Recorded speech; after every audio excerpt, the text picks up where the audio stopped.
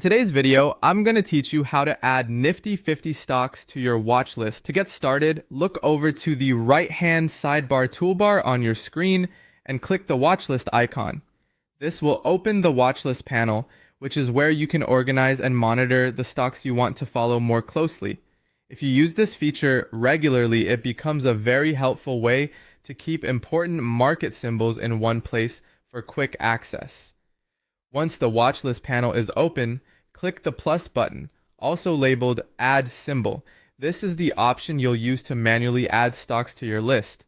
After clicking it, a search field will appear, allowing you to look up the symbols you want to track.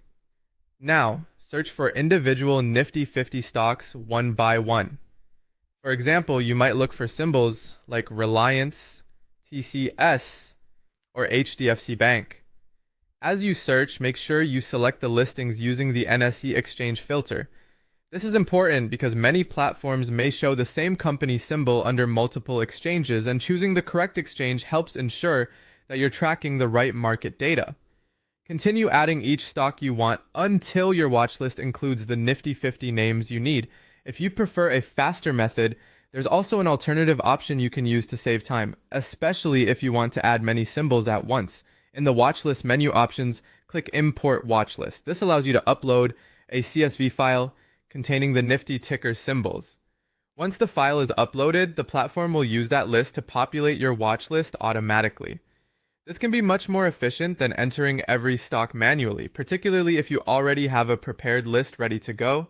When using the import method, it's a good idea to make sure your CSV file is clean and correctly formatted before uploading it. That can help avoid errors and make the process smoother.